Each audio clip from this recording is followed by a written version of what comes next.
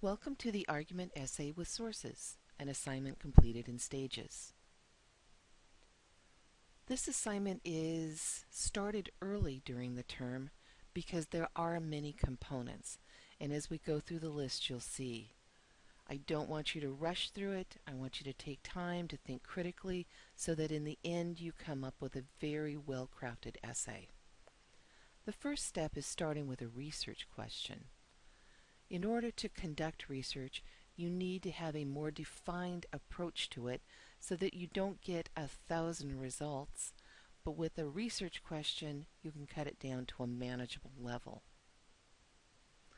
From there, you'll move to the annotated bibliography, and that's where you're going to take several of the sources that you found, you're going to summarize them, you're going to assess them, and then you are going to explain why they are going to be effective for your particular essay.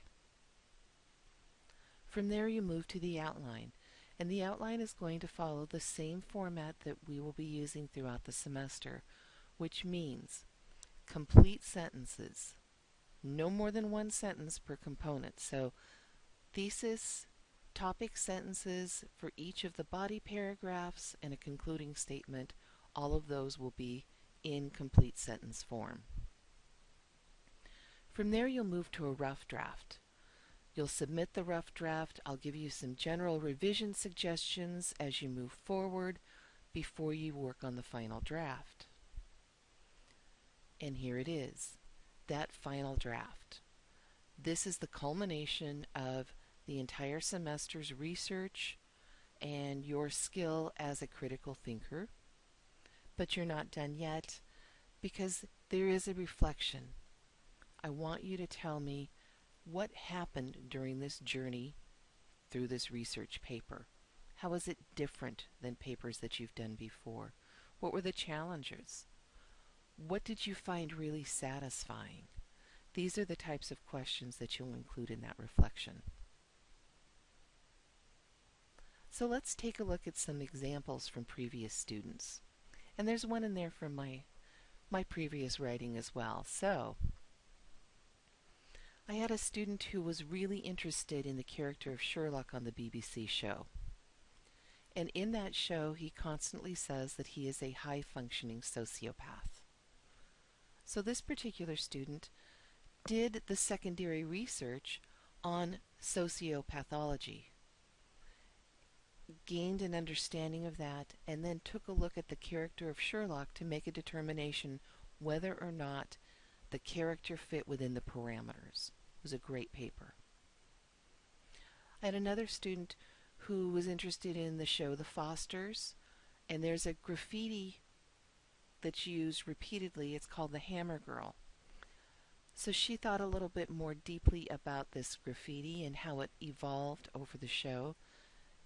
And her secondary research was on the symbolism of size and shape in art, and specifically in graffiti. This was from one of my papers that I did. I'm a zombie enthusiast, and the film Fido is fantastic. So I thought a little bit deeper about it, and the zombies are used in terms of social standing. So then the research that I did was on the idea of conspicuous consumption in economics. I did research on that and then applied it to the use of the zombies. Another student really liked the characters in Sucker Punch, specifically the female characters.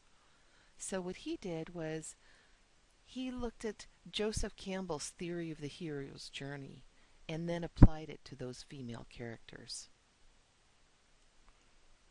Another student really likes the book Looking for Alaska. And if you're familiar with it, there's the hint of whether or not this particular title character committed suicide. So the research here was on the warning signs for teen suicide. Research was done on teen suicide, and then that research was applied to the novel. So you can see that this is probably going to be a different type of research paper than you've done in the past. It's not a book report. you will probably find absolutely no sources that are referring to your primary source. This gives you the opportunity to be the original critical thinker that applies the secondary research to that primary source. It's a fantastic opportunity. So here are some tips for the research question. Watch those videos that I've posted. They should help you come up with a research question. Decide on those two components for your paper. You probably won't need to do any research on your primary resource. The secondary resources, that's where your research is going to come in. Keep that question open-ended. If you can answer it with a yes or no, you don't have an effective research question. And finally, ask questions. If you're struggling with the idea of the research question, you know how to get a hold of me. So let's take a look at how we're going to structure this essay. It, of course, will start with an introduction, and that introduction will include your thesis. For the purpose of this course, I prefer that the thesis fall as the last sentence of the introduction.